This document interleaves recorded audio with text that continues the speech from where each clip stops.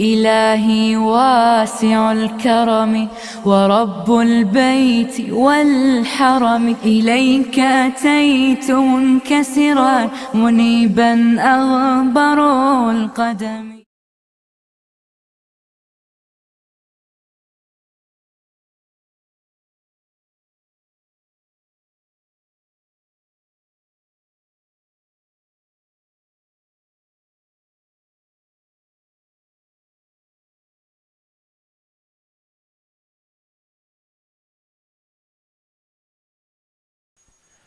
حاضرین جمعہ،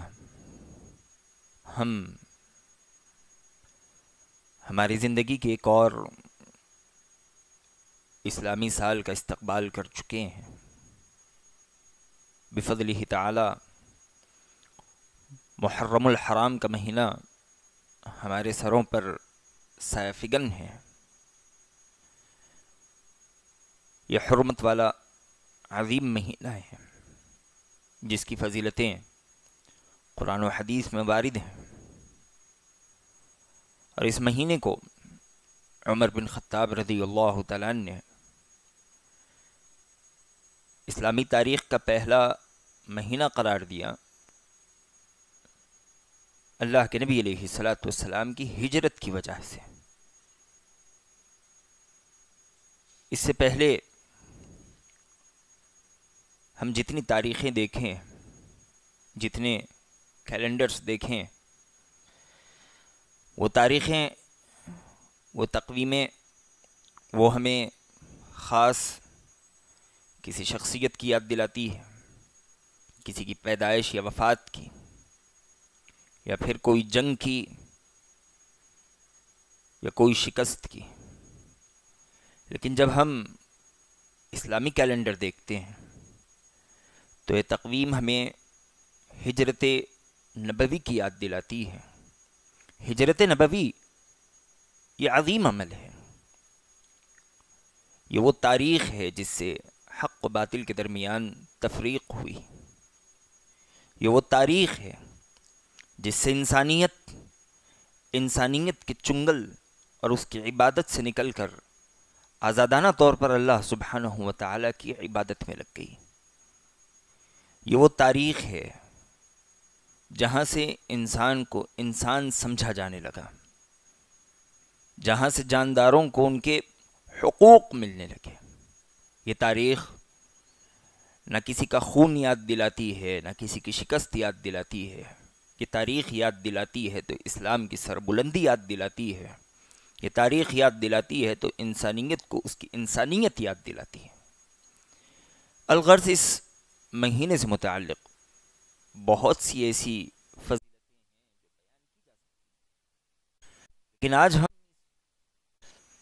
مہینے کا وہ دوسرا پہلو بیان کریں گے جس کا دین اسلام سے کوئی تعلق نہیں، لیکن آج اسے دین سمجھا جانے لگا ہے۔ اس مہینے کو بڑے ظلم و زیادتی کا شکار کر دیا گیا ہے، حالانکہ شریعت اسلامیہ نے اس مہینے کو بڑا پاک، صاف اور شفاف بنائے رکھا، لیکن اسلام دشمنوں اور کچھ نام نہاد مسلمانوں اور علم کے نکموں نے اپنی چاہتوں کو پورا کرتے ہوئے اس مہینے کو رسم و رواج اور بدعات و خرافات کا شکار بنا دیا۔ شریعت اسلامیہ نے اس مہینے کا جو کام بتایا، اللہ کے نبی علیہ الصلاۃ والسلام نے کہا افضل الصیام بعد رمضان شہر اللہ المحرم۔ رمضان کے بعد نفل روزے جس مہینے میں سب سے زیادہ افضل قرار دیے جاتے ہیں وہ محرم کے مہینے کے روزے ہیں۔ آدمی جس قدر اس مہینے میں نفل روزے رکھ سکتا ہو اسے رکھنے چاہیے، اور نفل روزوں میں بھی ایک ایسا روزہ اس مہینے کی 10ویں تاریخ کو پڑتا ہے جس کے متعلق اللہ کے نبی علیہ الصلاۃ والسلام نے کہا صیام یوم عاشوراء احتسب علی اللہ ان یکفر السنۃ الماضیہ۔ یوم عاشوراء کا ایک روزہ اس قدر عظیم ہے کہ جو آدمی اسے رہ لے، میں اللہ سبحانہ و تعالیٰ سے امید کرتا ہوں کہ اللہ سبحانہ و تعالیٰ اس ایک روزے کی وجہ سے اس کے پچھلے ایک برس کے گناہ معاف کر دے۔ اللہ کے نبی علیہ الصلوۃ والسلام اس مہینے میں یہ کام بتائے. ہاں، آپ علیہ الصلوۃ والسلام نے اپنی زندگی کے آخری سال یہ بھی کہا تھا کہ اگر اللہ نے مجھے ایک اور سال زندگی دی تو آنے والے برس ہم 10 کے ساتھ 9 بھی ملا لیں گے، اس لیے کہ یہودیوں کی مخالفت ہو جائے. یہودیوں کی مخالفت ایسے کہ یہودی بھی 10 محرم کو روزہ رکھتے تھے. ان کی وجہ یہ تھی کہ اس 10 محرم کو اللہ سبحانہ و تعالی نے موسیٰ علیہ الصلوۃ والسلام کو فرعون جیسے ظالم انسان سے نجات دی. اللہ کے نبی علیہ الصلوۃ والسلام نے کہا کہ موسیٰ علیہ الصلوۃ والسلام کا قرب ہم سے تمہارے بالمقابل زیادہ ہے، لہذا ہم موسیٰ کے اس عظیم فتح پر شکرانے کے لیے روزہ رکھیں گے. ایک نہیں بلکہ 2 رکھیں گے، تمہاری بھی مخالفت کریں گے. بعض روایتوں میں 11 کا تذکرہ ہے، لیکن وہ روایتیں درست نہیں ہیں.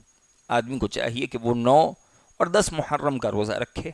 کسی وجہ سے 9 محرم کا روزہ چھوٹ جائے کوئی مسئلہ نہیں، صرف 10 محرم کا روزہ رکھ لے، وہ اس کے لیے کافی ہوگا.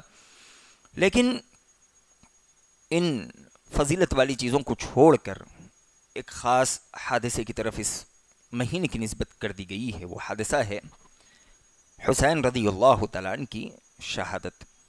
حالانکہ اس مہینے کی حرمت کا حسین رضی اللہ تعالیٰ عنہ کی شہادت سے کوئی تعلق نہیں ہے. ایک حادثہ تھا جسے رونما ہونا تھا، سو ہو گیا.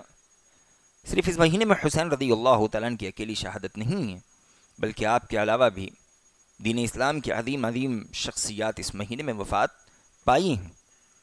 لیکن خاص ایک شخصیت کو نشانہ بناتے ہوئے رسم و رواج کا آغاز کر دینا اور اس مہینے کو اسی کی طرف منسوب کر دینا، یہ غیر درست معاملہ ہے.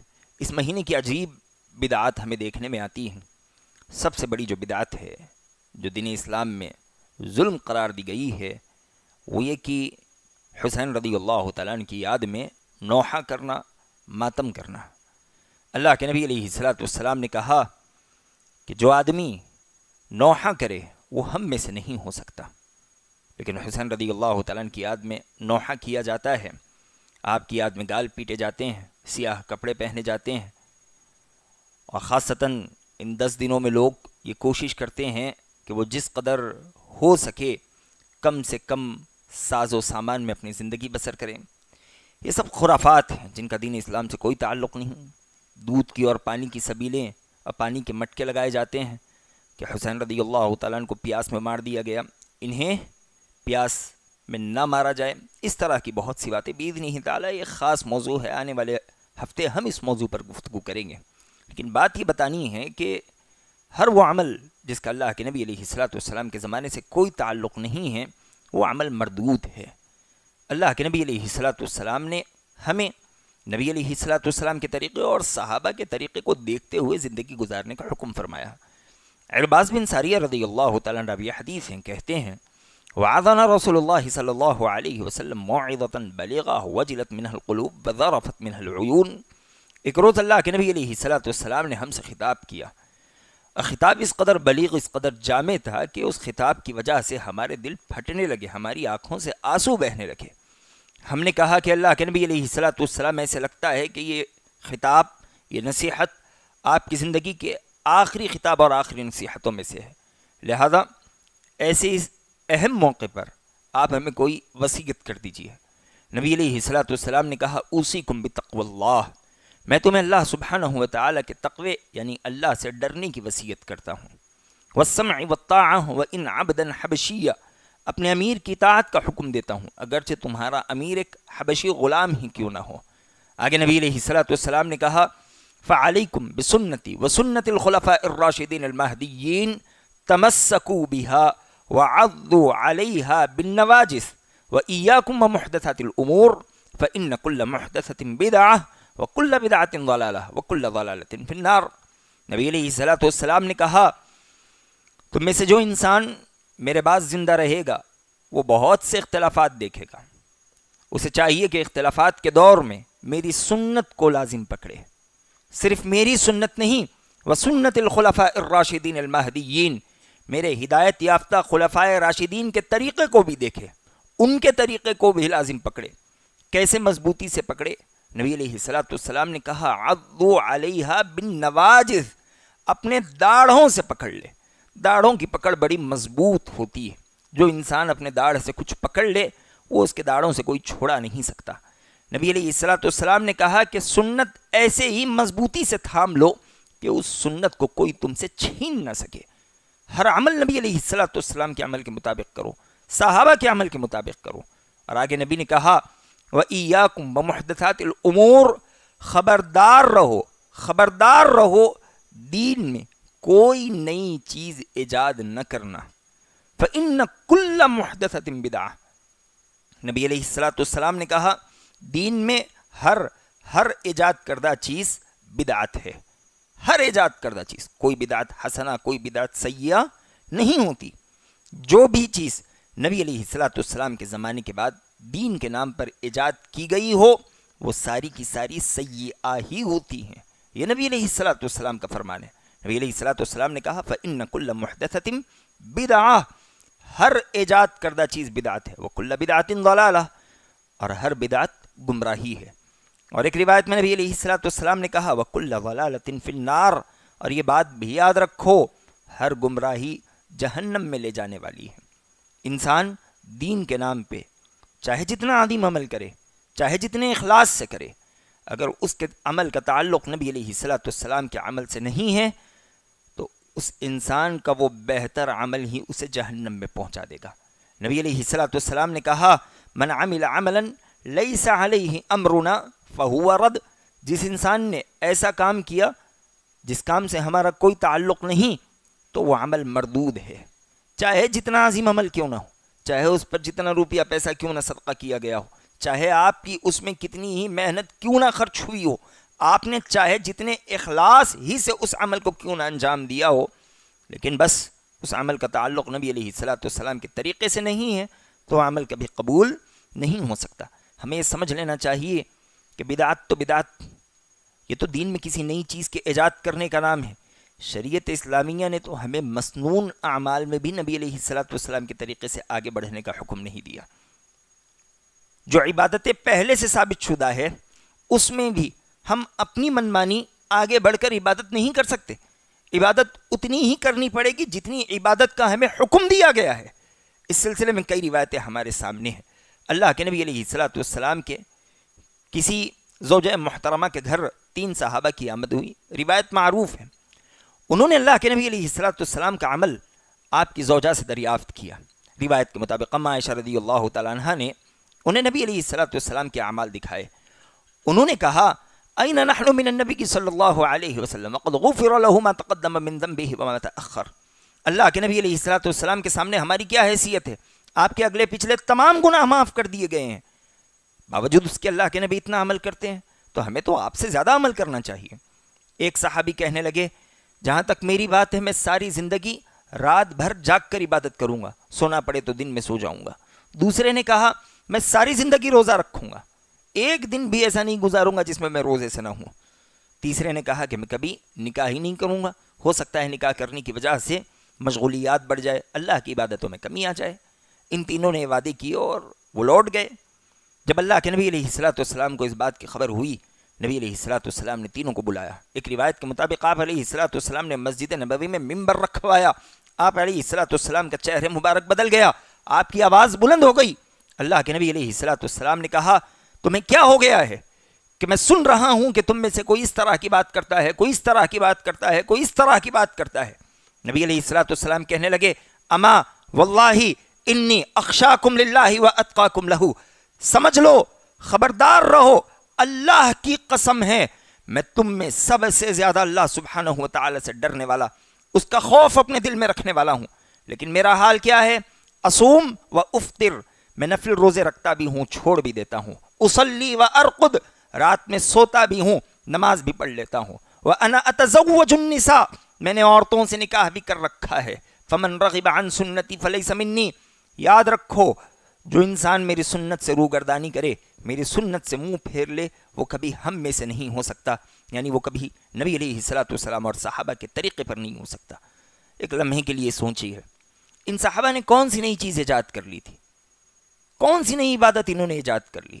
کچھ نہیں۔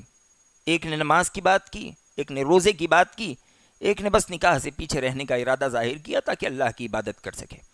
مصنون اعمال تھے، لیکن نبی علیہ الصلوۃ والسلام نے ان پر رد اس لیے کیا کہ یہ صحابہ مصنون عملوں میں بھی نبی علیہ الصلوۃ والسلام کے قدم سے آگے بڑھ کر قدم ڈالنا چاہتے تھے۔ شریعت اسلامیہ نے مصنون اعمال میں بھی اللہ کے نبی علیہ الصلوۃ والسلام کی مخالفت کو حرام قرار دیا۔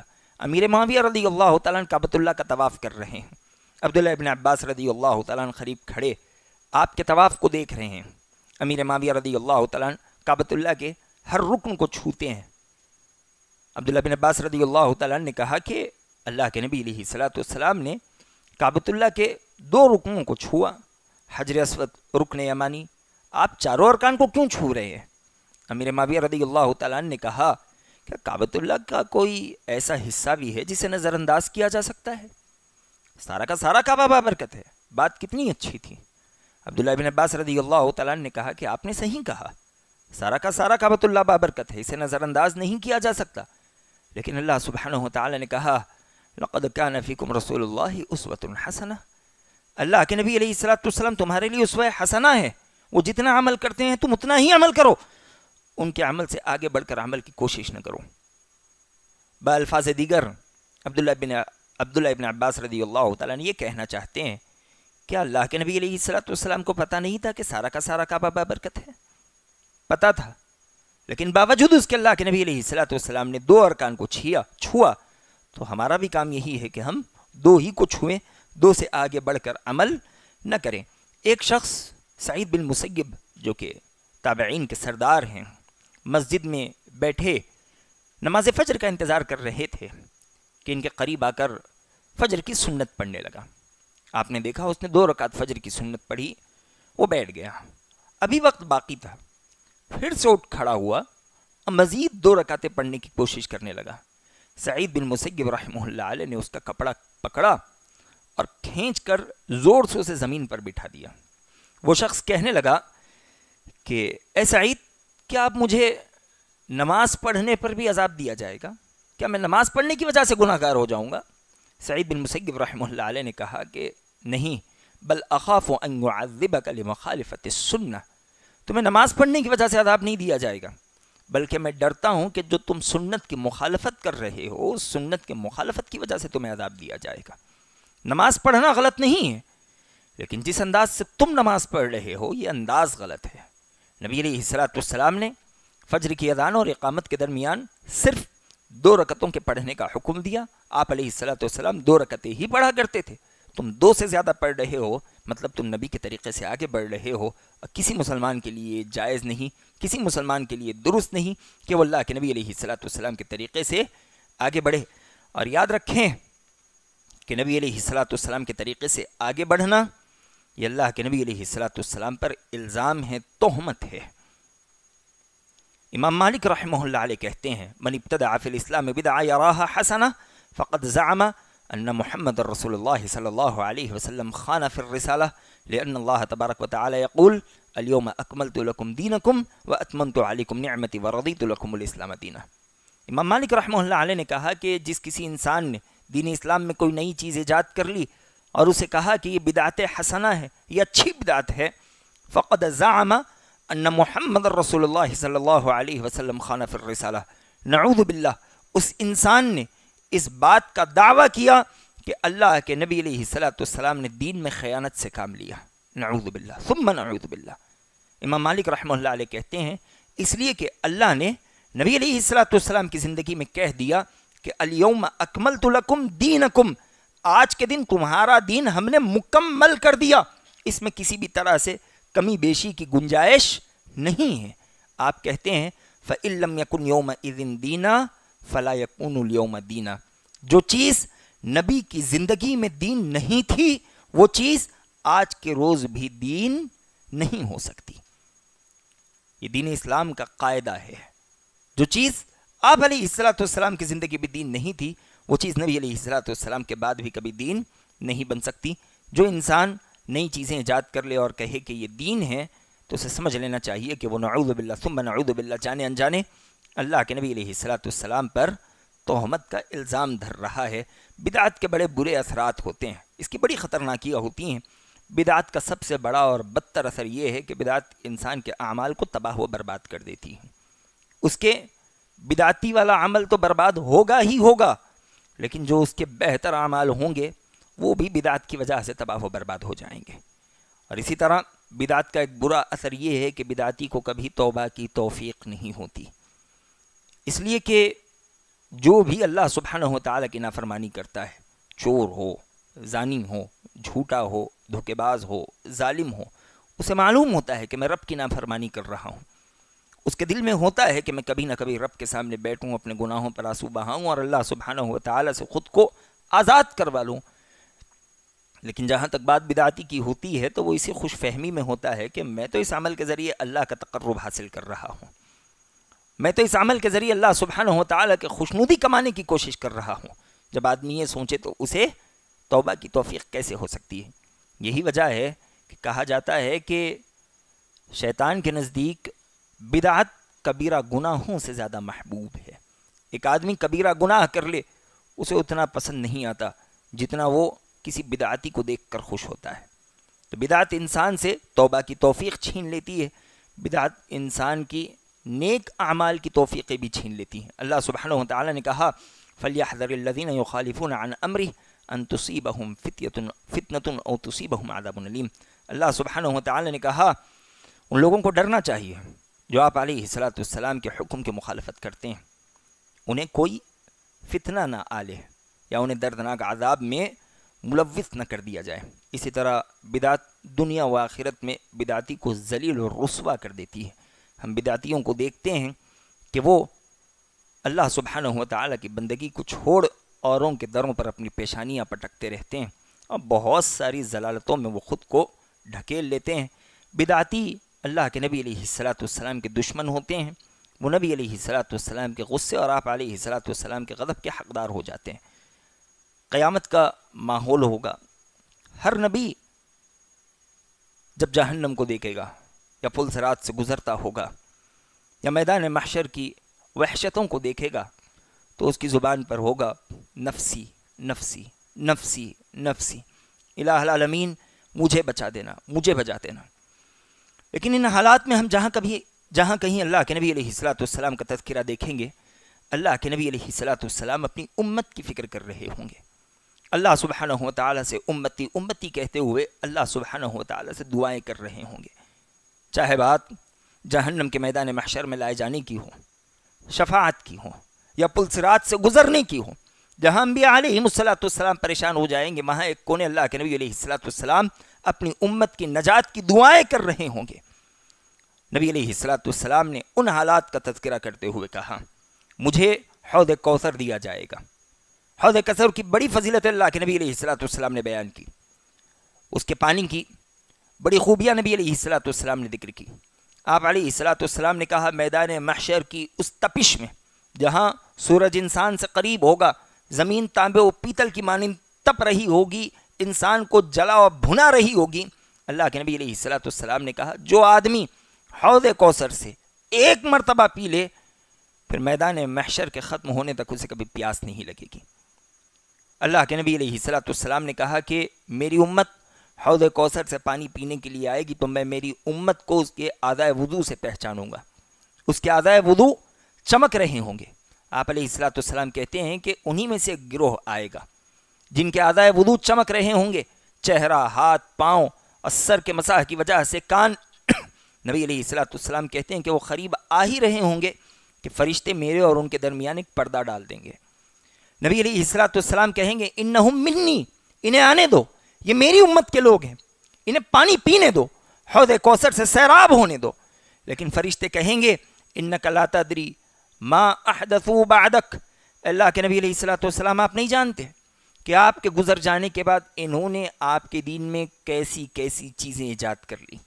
جب نبی علیہ الصلاۃ والسلام کو خبر ملے گی کہ یہی وہ بدبخت ہیں جنہوں نے میرے دین کو بدل دیا، میرے دین میں بدعتوں کو ایجاد کیا، وہ نبی جو ہمہ وقت اپنی امت کے فکر کرنے والے ہیں وہ کہیں گے سحقن سحقن لمن غیر بعدی، انہیں مجھ سے دور کر دو، میری نگاہوں سے ہٹا دو جنہوں نے میرے بعد میرے دین کو بدل دیا، جنہوں نے میرے بعد میرے دین کی حفاظت نہیں کی. آج یہ مہینہ بھی اسی طرح کی بہت سی بدعتوں کا شکار ہو چکا ہے۔ ہمیں چاہیے کہ ہم خود کو، اپنے اہل و عیال کو اس مہینے کی بدعتوں سے بچائیں۔ بہت سارے لوگ کھیل تماشے کے طور پر اس مہینے میں بدعت کے اڈوں پر پہنچتے ہیں، ان کے میلوں کا نذرانہ دیکھتے ہیں، ان کے کرتبوں سے لطف اندوز ہونے کی کوشش کرتے ہیں۔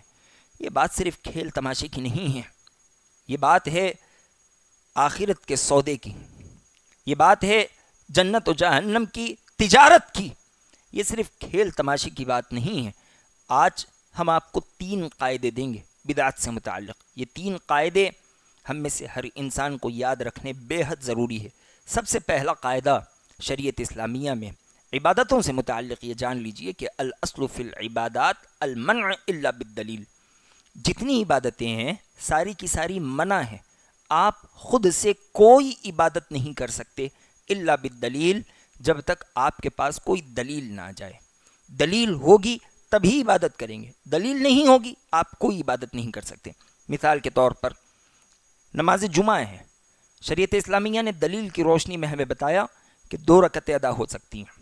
نماز تو عظیم عمل ہے نا، ہم جمعہ میں 4 رکعتیں نہیں پڑھ سکتے۔ کیوں نہیں پڑھ سکتے؟ پڑھنا غلط ہے؟ ہاں غلط ہے۔ کیوں غلط ہے؟ اس لیے کہ دلیل نہیں ہے۔ 1 رکعت میں 2 ہی سجدے، سجدے سے عظیم عمل کیا ہو سکتا ہے؟ 4 کیوں نہیں کر سکتے؟ اس لیے نہیں کر سکتے کہ دلیل نہیں ہے۔ دلیل ہوگی عمل کریں گے، دلیل نہیں ہوگی عمل نہیں کریں گے۔ آج بہت سے بدعتی یہی کہتے ہیں، کرنا کیوں غلط ہے؟ برا کام تھوڑی ہے، ظاہری طور پر کام برا نہیں ہے، لیکن حقیقت میں یہ کام اس لیے برا ہے کہ اللہ کے نبی علیہ الصلوۃ والسلام سے ثابت نہیں ہے، اس کام کی دلیل نہیں ہے۔ جس طرح 1 رکعت میں 2 سے زیادہ سجدے دلیل نہ ہونے کی وجہ سے نہیں کیے جا سکتے، اسی طرح شریعت اسلام میں کوئی بھی عبادت دلیل کے نہ ہونے پر نہیں کی جا سکتی۔ اس کے بالمقابل ہوتی ہے عادات، کھانا پینا، کپڑے پہننا، گھومنا پھرنا، گھروں میں رہنا، یہ فین ہے، اس مائک کا استعمال ہے، یہ عادتوں میں ہے۔ شریعت اسلامیہ نے قاعدہ بتایا والاصل فی العادات الاباحہ الا بالدلیل۔ عادتوں میں ہر چیز آپ کے لیے حلال ہے، آپ استعمال کریے، کوئی مسئلہ نہیں، دلیل آئے گی تبھی کسی چیز سے رکیں گے۔ شریعت اسلامیہ نے کہا زمین و آسمان کی ہر چیز هو الذی خلق لکم ما فی الارض جميعا، زمین و آسمان کی ہر چیز اللہ نے تمہارے لیے پیدا کی، ہر چیز کا استعمال کرو، کوئی مسئلہ نہیں۔ لیکن ساتھ ہی اللہ نے کہا انما حرم علیکم المیتۃ والدم ولحم الخنزیر، اللہ نے کچھ حرام چیزوں کا تذکرہ کر دیا۔ سور نہیں کھا سکتے، مردار نہیں کھا سکتے، خون نہیں پی سکتے۔ اللہ سبحانہ و تعالیٰ نے غیر اللہ کے نام کے کھانے کو حرام قرار دیا، گدھے کو حرام قرار دیا، چیر پھاڑ کر مارنے والے جانوروں کو حرام قرار دیا، شراب کو حرام قرار دیا۔ عادتوں میں منع کی دلیل دیکھیں گے، عبادتوں میں کرنے کی دلیل دیکھیں گے، یہ دونوں چیزوں میں بڑا فرق ہے۔ اور آج ہم بہت سے بدعتی علماء کو دیکھتے ہیں کہ وہ عادتوں اور عبادتوں کو گڈمٹ کر کے امت اور عام عوام کو بھٹکانے کی کوشش کرتے ہیں۔ کہتے ہیں اچھا بدعت ہے تو پھر مائک کا استعمال کیوں کرتے ہو؟ بدعت ہے تو پھر فین کا استعمال کیوں کرتے ہو؟ گاڑی کا استعمال کیوں کرتے ہو؟ یہ عبادت نہیں ہے، یہ عادت ہے۔ عادتوں میں ہر چیز جائز ہے، رکیں گے تو دلیل ہونا پڑے گا۔ عبادتوں میں ہر چیز حرام ہے، کوئی کام نہیں کر سکتے، کرنے کے لیے دلیل دیکھی جائے گی۔ یہ پہلا قاعدہ ہے کہ عبادت میں رکے رہیں گے، دلیل ہوگی آگے بڑھیں گے۔ عادتوں میں آگے بڑھتے رہیں گے، کوئی مسئلہ نہیں، دلیل ہوگی تبھی رکیں گے۔ دوسرا قاعدہ ہے کہ کوئی بھی چیز اگر عبادت ہو تو قرون اولا سے اس کی دلیل ہونی پڑے گی، اس کا ثبوت ملنا ہمارے لیے بے حد ضروری ہے۔ اس لیے کہ امام مالک رحمہ اللہ علیہ کا قول دیکھیں کہ فَإِن لَمْ تَكُنْ يَوْمَئِذٍ دِينًا فَلَا يَكُونُ الْيَوْمَ دِينًا، جو چیز نبی علیہ الصلوۃ والسلام کے زندگی میں دین نہیں تھی وہ چیز آج کے دن بھی دین نہیں ہو سکتی۔ اس لیے کہ اللہ سبحانہ و تعالی نے اس زمانے کے متعلق اللہ کے نبی علیہ الصلوۃ والسلام سے کہلوایا خیر القرون قرنی ثم الذین یلونہم ثم الذین یلونہم، سب سے بہترین زمانہ میرا زمانہ، یعنی جس میں اللہ کے نبی علیہ الصلوۃ والسلام موجود تھے۔ ثم الذین یلونہم، پھر اس کے بعد کا زمانہ یعنی صحابہ کا زمانہ۔ ثم الذین یلونہم، پھر اس کے بعد کا زمانہ یعنی تابعین کا زمانہ۔ جو زمانہ اس جہاں کا سب سے افضل ترین زمانہ ہو، کیا یہ ممکن ہو سکتا ہے کہ اللہ سبحانہ و تعالیٰ کچھ عبادتیں ان سے روک لے اور ہم جیسوں کو عطا کر دے؟ کبھی نہیں ہو سکتا. ان سے روک لے جن کے لیے اللہ سبحانہ و تعالیٰ نے اللہ کے نبی کی صحبت پسند کی ہو اور ہم جیسے گناہ گاروں کو وہ چیز دے دے. یہ کبھی نہیں ہو سکتا. عبادت وہی ہوگی جو صحابہ کے زمانے میں عبادت جانی گئی ہوگی, گردانی گئی ہوگی. آج کے زمانے میں اگر کوئی چیز ایجاد کر کے اسے عبادت کا نام دے دیا جائے تو وہ عبادت کبھی نہیں ہو سکتی. اور تیسرا قاعدہ ہے, بہت سے لوگ صرف کرنے کو سنت کہتے ہیں. نہیں, سنت کی دو قسمیں ہیں, ایک فعلیہ ایک ترکیہ. بہت سی سنتیں عمل کے ذریعے ہوتی ہیں, بہت سی سنتیں ترک یعنی چھوڑنے کے ذریعے ہوتی ہیں. بہت سے کام ہم چھوڑ کر اسے سنت سمجھیں گے, بہت سے کام کر کے ہم اسے سنت سمجھیں گے. ہر وہ عمل جو نبی علیہ الصلوۃ والسلام سے ثابت نہیں ہے, اگر ہم اسے چھوڑتے ہیں تو یہ سنت پر عمل ہے اور آپ کو اس کام کے چھوڑنے پر ثواب ملے گا. یہ بات سمجھنی بے حد ضروری ہے. ہر وہ کام جو نبی علیہ الصلوۃ والسلام سے ثابت نہیں ہے, ہم اگر اسے چھوڑ دیتے ہیں تو اس کام کا چھوڑنا یہ سنت پر عمل ہے, اور اس سنت پر اللہ سبحانہ و تعالی ہمیں ثواب سے نوازے گا. تو آپ میں سے جو کوئی بدعتوں سے خود کو بچائے, وہ بدعتوں سے خود کو بچاتے ہوئے اس بات کا یقین رکھے کہ ان بدعتوں سے خود کو دور رکھنے کی وجہ سے اللہ سبحانہ و تعالی مجھے اجر و ثواب سے نوازنے والا ہے. یہ کچھ اہم باتیں تھیں محرم کی ابتدا سے متعلق. محرم کے آنے والے خطبات بڑے اہم ہیں. کچھ اہم باتوں کی وضاحت اور کچھ حقیقتوں سے پردے اٹھانے بے حد ضروری ہیں, اس لیے کہ اس مہینے کے شروع ہونے کے ساتھ ہی بہت سے سوالات ہم تک پہنچ رہے ہیں. ایسے سوالات ہیں جو بڑے خطرناک ہیں, جن کی وضاحتیں ہم میں سے ہر انسان کے سامنے ہونی بے حد ضروری ہے. تو باذنہ تعالی اللہ نے چاہا تو آنے والے خطبات میں ان کی وضاحت ہوگی. ہم آپ تمام سے یہ بات کہیں گے, ہم اسے گزارش نہیں کہتے بلکہ یہ بات آپ سے کہیں گے کہ جمعہ کی اذان کے ساتھ ہی مسجد میں حاضر ہو جائیں, وگرنہ بعد میں آنے والوں کو جمعہ کا ثواب نہیں دیا جاتا. کچھ اہم باتیں بھی آپ تک پہنچ جائیں گی اور جمعہ کے ثواب سے بھی آپ مالا مال ہو جائیں گے. دعا ہے کہ الہ العالمین جو باتیں کہی گئی ہیں سمجھتے ہوئے ان پر عمل کرنے والا بنا. الہ العالمین محرم کی برکتوں سے ہمیں مالا مال فرما دینا, محرم کی بدعات سے ہماری حفاظت فرمانا. الہ العالمین دنیا و آخرت کی تمام بھلائیاں مسلمانوں کو عطا فرمانا, دنیا و آخرت کی تمام برائیوں سے مسلمانوں کی حفاظت فرمانا. آمین. وآخر دعوانا الحمد للہ رب العالمین.